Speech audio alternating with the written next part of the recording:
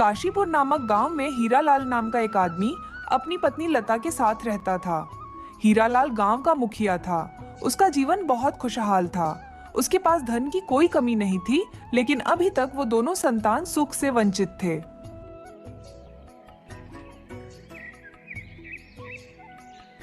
एक दिन हीरालाल ने अपने घर में गांव के महान तपस्वी को बुलाया।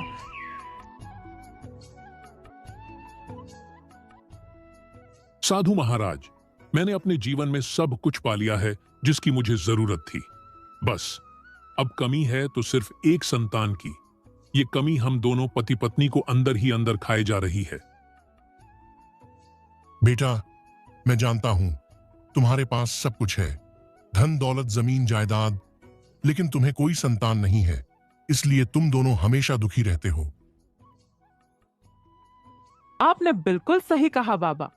हमें किसी भी चीज की कमी नहीं है। कमी है तो सिर्फ एक संतान की। साधु महाराज, आप बस हमें इतना बता दीजिए कि हमारे भाग्य में संतान सुख है या नहीं। तपस्वी लता और हीरालाल के बातें ध्यान से सुन रहा था।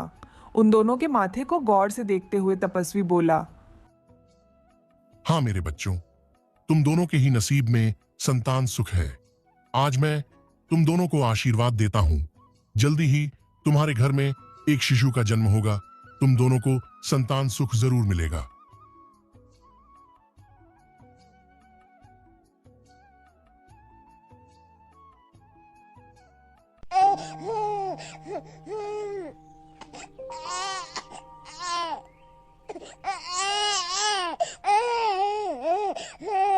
भाग्यवान देर से ही सही, लेकिन ईश्वर ने हमें संतान सुख दे ही दिया। आपने बिल्कुल सही कहा जी। मैंने तो आशा ही छोड़ दी थी। केवल आप ही थे जिन्होंने उम्मीद नहीं छोड़ी। भाग्यवान, हमें ये पुत्र साधु महाराज की कृपा से प्राप्त हुआ है। हाँ जी, आपने तो बिल्कुल सच कहा। साधु बाबा ने हमें आशीर्वाद दिया था, तभी तो हमें इतनी बड़ी खुशी मिली है।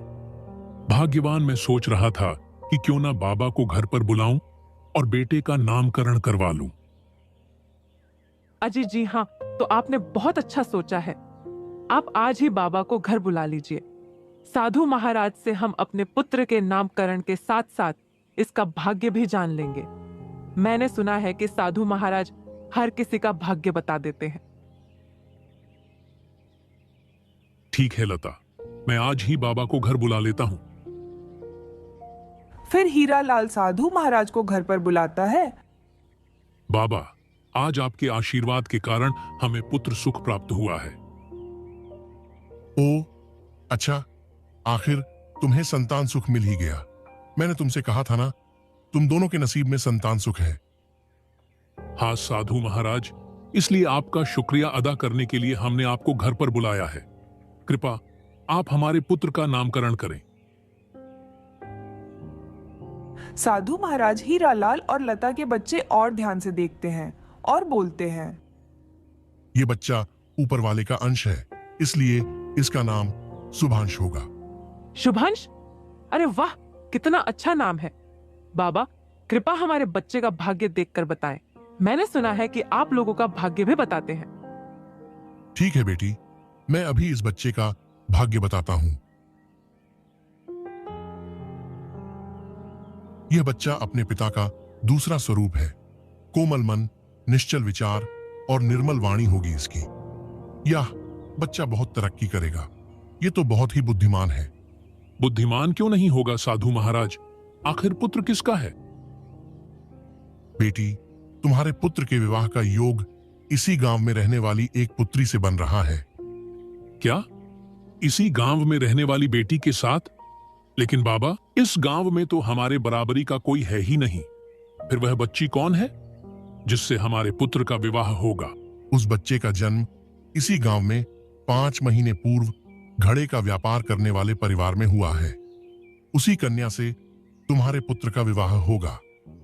ठीक है बेटा, अब मैं चलता हूं। मुझे आश्रम में कुछ काम है।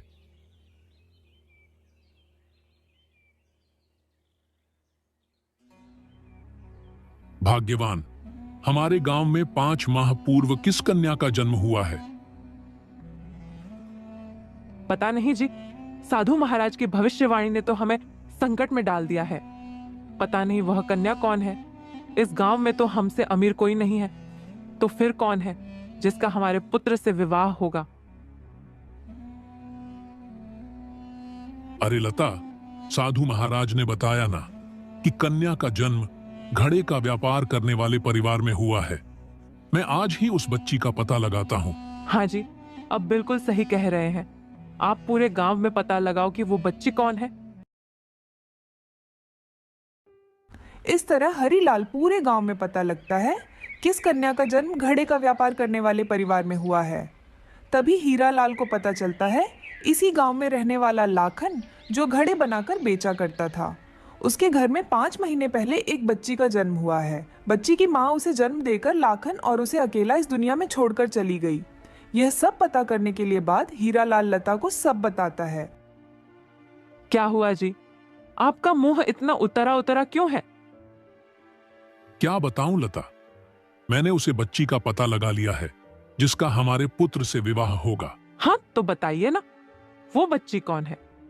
भाग्यवान, हमारे गांव में लाखन और मीरा रहते हैं ना। 5 महीने पूर्व उन्हीं के यहाँ बच्ची पैदा हुई है और लाखन घड़े बनाकर उन्हें बाजार में बेचने का काम करता है। मगर वो मीरा तो अब इस दुनिया में नहीं है ना। हाँ भाग्यवान, उस बच्चे को जन्म देने के बाद मीरा मर चुकी थी। मतलब साधु महाराज के भविष्यवाणी सच है? हमारे बेटे का विवाह उसी बच्ची से होगा? नहीं लता, नहीं। मैं उस गरीब और नीचे कुल के परिवार से रिश्ता नहीं जोड़ सकता हूं। मैं इस गांव का मुखिया हूं। हमें धन संपत्ति की कोई कमी नहीं है। और फिर लोग क्या कहेंगे कि उनके गांव के मुखिया ने अपने पुत्र का विवाह एक नीच कुल की बेटी से करवा दिया। नहीं लता, नहीं। चाहे मुझे जो भी करना पड़े, मैं अपने पुत्र का विवाह एक घड़े बेचने वाले की बेटी के साथ नहीं होने दूंगा। यह बात तो आपने बिल्कुल सही कही, लेकिन हम क्या कर सकते हैं?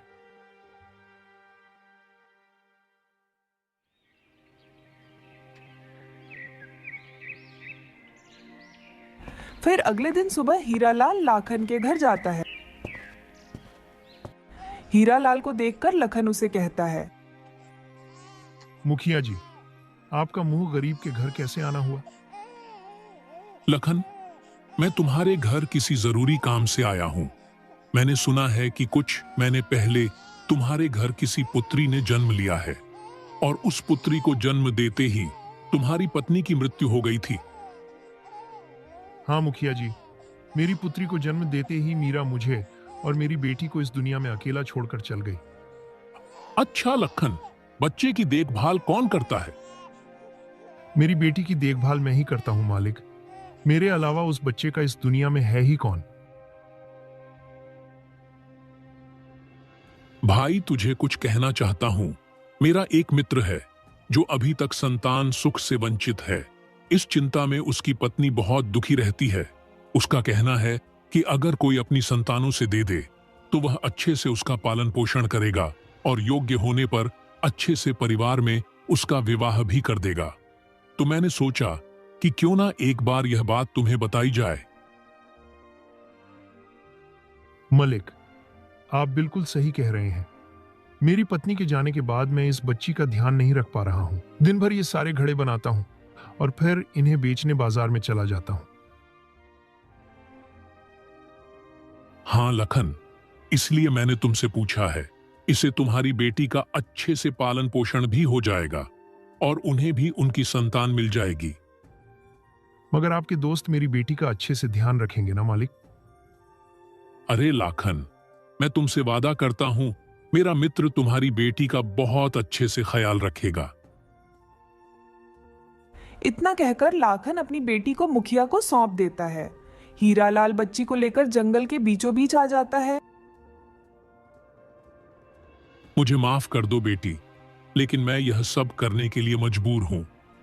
मैं नहीं चाहता कि मेरे बेटे की शादी तुमसे हो, इसलिए इसकी कीमत तुम्हें अपनी जान देकर चुकानी होगी। मुझे मेरे बेटे का भाग्य बदलना है और मेरे पास कोई दूसरा उपाय नहीं है। अब ये बच्ची को थोड़ी ही देर में कुछ जंगली जानवर आकर इस बच्ची को खा जाएंगे। इतना कहकर हीरालाल उस टोकरी को जंगल में छोड़कर चला जाता है, लेकिन किस्मत को तो कुछ और ही मंजूर था।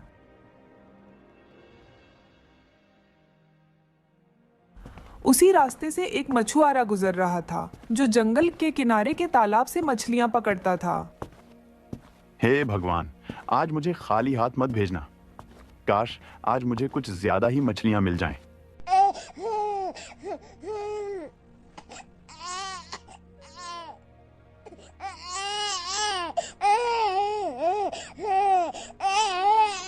अरे अरे, इस टोकरी में तो किसी का नन्हा बच्चा है।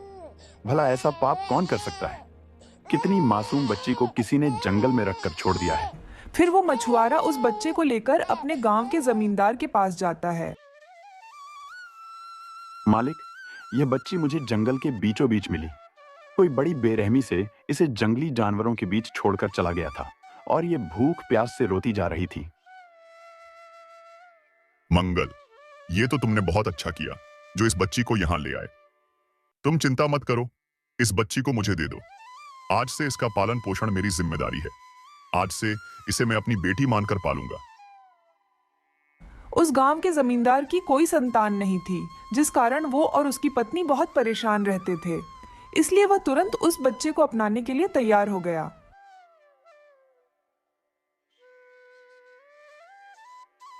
ये देखो भाग्यवान, मैं किसे लेकर आया हूँ। ये आप क्या कह रहे हैं? और ये बच्चा किसका है? ना जाने हमारी किस्मत में संतान सुख कब होगा। आखिर कब तक हम दूसरे के बच्चों से खेलते रहेंगे? काश हमारा भी बचा होता। अरे भाग्यवान, इसे अपनी ही संतान समझो। ये आप क्या कह रहे हैं? और ये बच्चा किसका है? अरे भाग्यवान, आज मंगल मछुआरा मेरे पास आया था। फिर जमींदार ने अपनी पत्नी को सारी बातें बताईं। क्या इस बच्चे को किसी ने छोड़ दिया था? आखिर भगवान ने हमारे सुन ही ली। हाँ भाग्यवान, अब हम इस बच्चे का पालन पोषण बहुत अच्छे से करेंगे। हमारे पास धन संपत्ति की कोई कमी तो है नहीं। कमी थी तो बस एक संतान की, अब तो वो भी हमें मिल गई है। अब हम इसका पालन पोषण बहुत अच्छे से करेंगे। आज से ये हमारी बेटी है। फिर वो दोनों पति पत्नी उस बच्ची को बहुत प्यार से पालते हैं। जमींदार ने उसे बच्ची का नाम मोना रखा।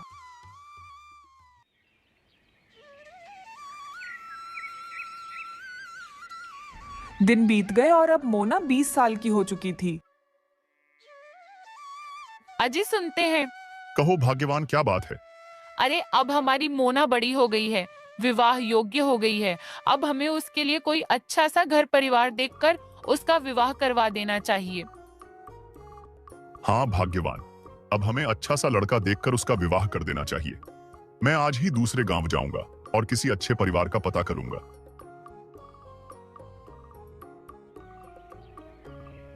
फिर जमींदार दूसरे गांव की ओर निकल पड़ा। रास्ते में उसे एक बूढ़ा आदमी मिला। काका, मैं अपनी पुत्री के विवाह के लिए कोई योग्य वर इस गांव में ढूंढने आया था। क्या आप मुझे किसी के बारे में बता सकते हैं? बेटा, इस गांव में तो एक मुखिया जी का बेटा ही है जो बहुत होशियार और बुद्धिमान है। वो तुम्हारी बेटी के लिए एकदम सही वर होगा। ठीक है काका, मैं अभी मुखिया जी के घर जाता हूँ।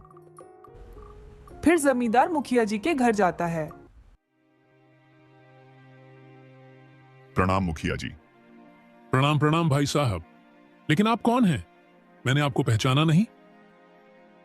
मैं आपके पड़ोस के गांव का जमींदार हूँ। अच्छा अच्छा, बताइए जबिंदर साहब, मैं आपकी कैसी सेवा कर सकता हूँ?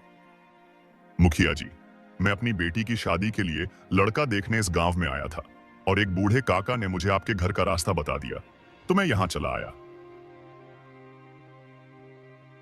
अच्छा, तो आप विवाह के विषय में बात करने आए हैं? हाँ मुखिया जी, मैंने आपके बेटे की बहुत बातें सुनी हैं। मेरी बेटी भी बहुत सुंदर है। मैं आपके पास बहुत उम्मीद लेकर आया हूँ। जमींदार जी, हम भी अपने बेटे के लिए एक अच्छी सी लड़की ढूंढ रहे थे। ये तो बहुत अच्छी बात है। मेरा आपसे अनुरोध है कि एक बार हमारे घर आकर हमारी बच्ची को देख लीजिए। जरूर जमींदार साहब, क्यों नहीं।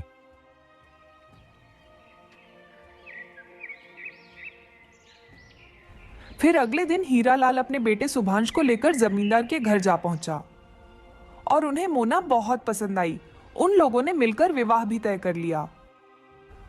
हीरालाल ये देखकर बहुत खुश था कि उसने विधि का विधान बदल दिया, लेकिन कुदरत ने तो अपना करिश्मा दिखाया ही दिया था। कुछ ही दिनों में मोना और शुभांश की शादी भी हो जाती है। यूं ही कुछ महीने बीत जाते हैं। देखा भाग्यवान, मैंने तो विधि का विधान ही बदल दिया। उस नीचे कुल की बेटी से मैंने अपने बेटे की शादी नहीं होने दी। हाँ जी हाँ, बात तो आपने बिल्कुल सही कही। अब हमें चिंता करने की कोई जरूरत नहीं है। अब तो हमारे बेटे की शादी भी हो गई है। क्यों ना हम उन्हें साधु महाराज को बुलाएं, हमारे बच्चों को आशीर्वाद दिला दें।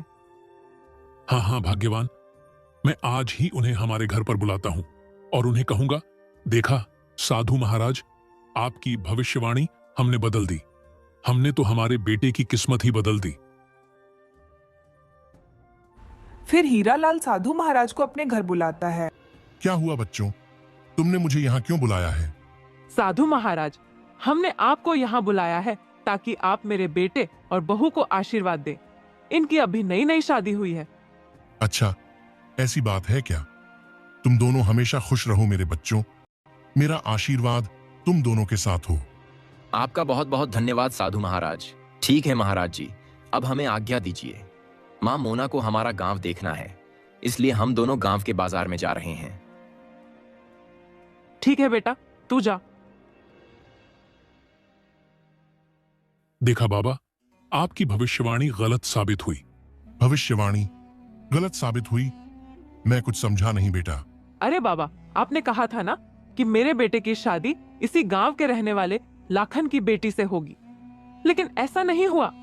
हमारे बेटे की शादी तो पड़ोस के गांव के जमींदार की बेटी से हुई है। अरे नहीं बेटी, मेरी भविष्यवाणी कभी गलत नहीं होती। मैं महान तपस्वी साधु हूं। मेरे मुंह से निकली हर बात सच होती है, और ये बात भी सच है कि लड़की उसी लाखन की बच्ची है।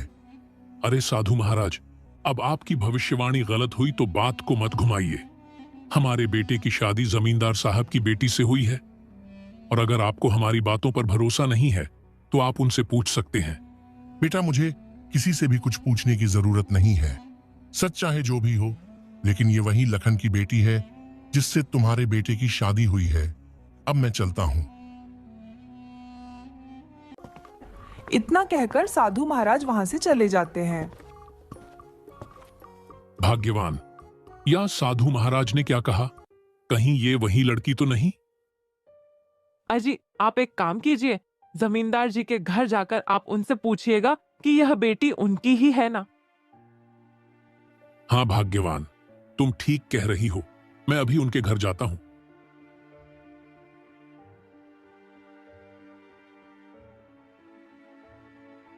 फिर हीरालाल जमींदार के घर जाता है। समधी जी, आप अचानक से यहाँ? सब ठीक तो है ना? सब ठीक है, लेकिन मुझे आपसे एक बात कहनी थी। हाँ हाँ, कहिए। मैंने सुना है कि मोना आपकी बेटी नहीं है। लेकिन आप ये क्यों पूछ रहे हैं? हमारे गांव के एक महान तपस्वी ने उसका चेहरा देखकर बताया कि वह आपकी बेटी नहीं है। लगता है समाधि जी को पूरा सच बताने का समय आ गया है। हाँ समाधि जी, मोना मेरी अपनी बेटी नहीं है। वो मुझे घने जंगल में मिली थी। फिर जमींदार ने हीरालाल को सारी बातें बताईं, जिसे सुनकर हीरालाल चौंक गया। कुछ नहीं भाई साहब, मुझे बस इतना ही जानना था। इतना कहकर हीरालाल अपने घर आ जाता है और लता को सारी बात बता देता है।